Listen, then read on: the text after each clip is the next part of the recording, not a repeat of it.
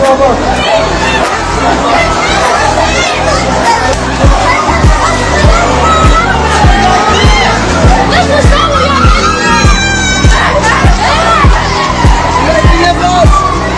कुलदीप शुक्ला, आप लोग देख रहे हैं गोंडा जनता की आवाज और राष्ट्रहित न्यूज। दोनों लोग बैठे हैं, रवि करवंशी जी हमारे साथ बैठे हैं, मैं कुलदीप शुक्ला। हम दोनों लोग अपने ऑफिस में बैठे हैं और आज बात करेंगे कि 22 तारीख को जिस तरह पहलगांव पे हमला हुआ था, आतंकी हमला हुआ था लगभग में 2 से 3 बजे के टाइम, और 15 दिन के बाद जब जोरदार जवाब दिया गया, बीच में हम भी कंफ्यूज हो रह गए थे कि जब प्रधानमंत्री नरेंद्र मोदी जी के द्वारा जातीय जनगणना आ गई, बात चल रही थी वहां पाकिस्तान और हिंदुस्तान की लड़ाई की, ना जाने कितने देश सपोर्ट कर रहे थे, समर्थन कर रहे थे, और उस बीच जातीय जनगणना लेकर चले आए। तो मुझे लगा कि कहीं ना कहीं हम लोगों को बहलाने फुसलाने का काम कर रहे हैं। लेकिन जिस तरह कल रात में 1 बजे 9 जगह पर एक ही बार में मिसाइल छोड़ी गई, तब दिल को सुकून मिला।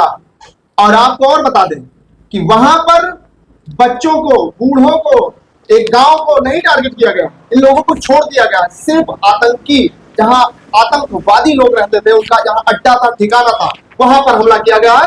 पूरी अपडेट, पूरी जानकारी हमारे साथ रवि जी है, ये भी बताएंगे।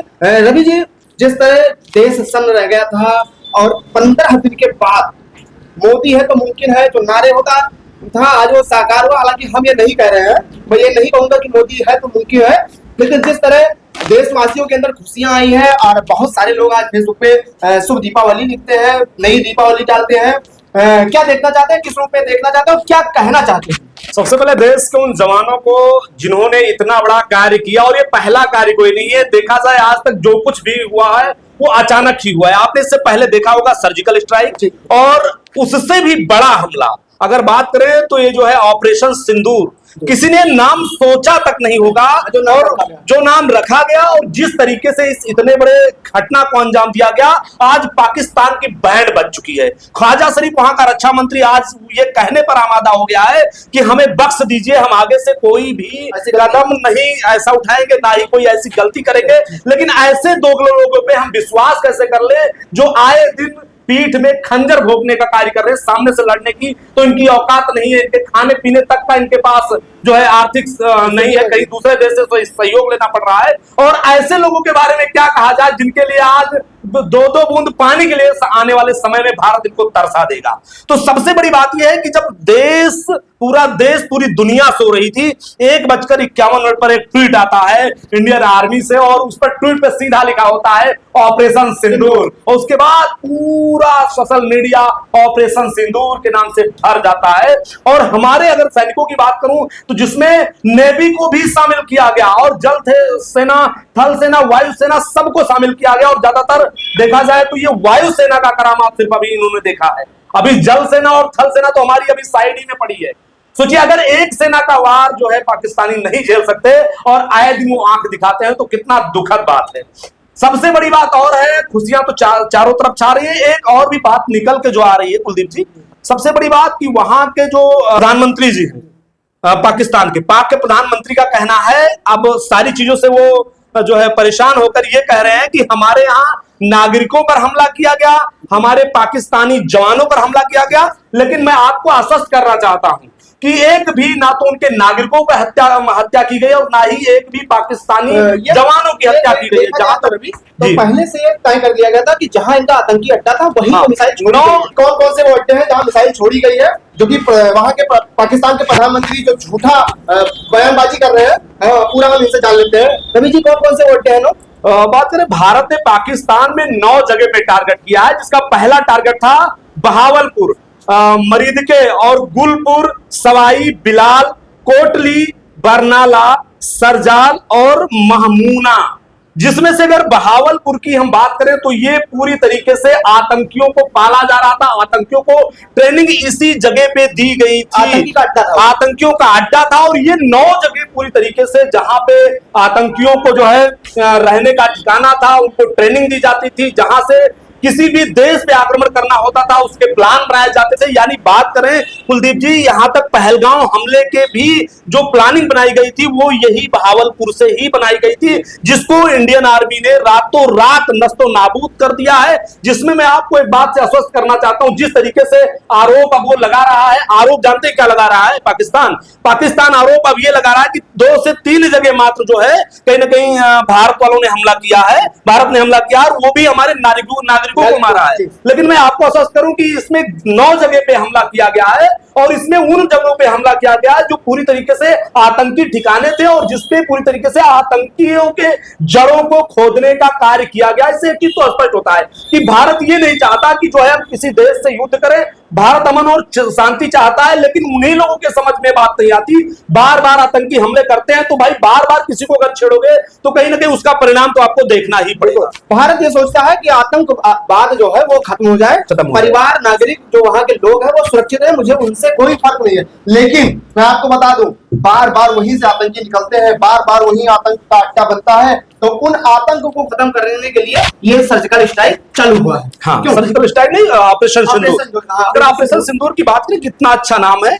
उन माओं के लिए सोचिए जिनका सिंदूर मिट गया, उन बहनों के लिए जिनका सिंदूर मिट गया, उन देशवासियों के लिए आज बहुत खुशी का पल है। और जिस तरीके से पहलगांव में सोचिए, वो एक महिला, शायद आपने वीडियोस भी देखा होगा, तड़पती रही और ये कहती रही कि आपने हमारे पति को मारा है तो हमें भी मार दीजिए, हमारा सुहाग आपने मिटाया है तो हमें भी मिटा दीजिए। लेकिन उन्होंने क्या कहा था कि जाकर के अपने प्रधानमंत्री से कह देना, जाकर के अपने देशवासियों के कह देना कि जो है हम इसको निस्तो नाबूद किए और हम पूरे भारत को निस्तो नाबूद करेंगे। और आज उसका अंजाम उन सबको भुगतना पड़ा। मात्र 15 दिन के अंदर पूरी तरीके से ऑपरेशन सिंदूर चालू हो गया है। और अभी ये पहला परिणाम, आप अभी एक कहते हैं ट्रेलर देख रहे हैं, फिल्म तो अभी बाकी है कुलदीप जी। आगे देखिए क्या क्या होता है। पूरी तरीके से घुटने टेक चुका है। 10 बजे पाकिस्तान की जो है उसके रक्षा मंत्री ख्वाजा शरीफ के साथ मीटिंग थी। 10 बजे मीटिंग का अपडेट जैसे ही आता है हम आप लोगों को बताते हैं। लेकिन उससे पहले मैं बता दूं, भैया मीटिंग करनी ही थी तो जब 2 बजे रात को इस जो है ऑपरेशन सिंदूर होता है तब आप काहे नहीं बुलाए मीटिंग। जिससे ये लग रहा है कि आप स्वयं ही सुस्त बैठे हैं कहीं ना कहीं। और ये सबसे बड़ी आपने देखा होगा, मॉक ड्रिल की बात किया जा रहा था। पूरे भारत में 244 जगह मॉक ड्रिल होने वाला था, पूरे भारत की बात करूं, और मॉक ड्रिल का चकमा दिया गया पाकिस्तानियों को। और पाकिस्तान पूरी तरीके से मोदी जी के मॉक ड्रिल के चकमे में फंसे और फंसने के बाद आज भारत ने जो है पूरी तरीके से उनके आतंकी ठिकानों को नस्तोनाबूद करने में जो है कहीं ना कहीं सक्सेस रहा, कामयाब। देखा जाए रवि जी, कम शब्दों में वीडियो लंबी ना हो इसके पहले मैं बता देता हूँ कि जब ये मामला चल रहा था उसी में प्रधानमंत्री जातीय जनगणना ले आते हैं तो कहीं ना कहीं हम लोगों को भी गुस्सा आता है कि मुझे लगता है कि उस मामले से दरकिनार होना चाहते हैं। लेकिन जो आज की खुशियां है वो कहीं ना कहीं पूरे देश में और पूरे जगहों पे अलग ही अलग है, क्योंकि जिस तरह 28 आदमियों को पहलगांव में इन्होंने मौत के घाट उतारा था तो आज 28 के जगह 2800 को मारने में कामयाब रहे। नहीं, बात करें, आप कुलदीप जी जानते ही होंगे चाणक्य नीति।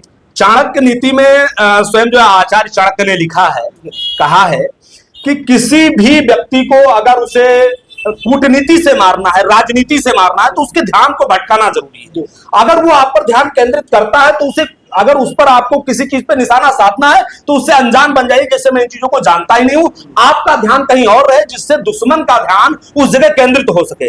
और वही कहीं ना कहीं उसी चाणक्य नीति का प्रयोग जो है मोदी जी ने और देश के रक्षा मंत्री ने, गृह मंत्री ने उसी चाणक्य नीति का प्रयोग करके उनका ध्यान मॉक ड्रिल की तरफ जो है कहीं ना कहीं आकर्षण किया। और आज जो होने वाला था वो रात ही में हो गया। जो है आज करे सो काल करे सो आज कर, आज करे सो अब, पल में परले होएगी, बहुर करेगो कब। तो इसका जो है साक्षात उदाहरण ये ऑपरेशन सिंदूर देखने को मिल रहा है। मित्रों, इस वीडियो को ज्यादा से ज्यादा शेयर करें। और आप लोग आज जानते ही, आज बराबर आप लोग पोस्ट डालते हैं, इस पोस्ट के माध्यम से हम दोनों ने बातचीत किया।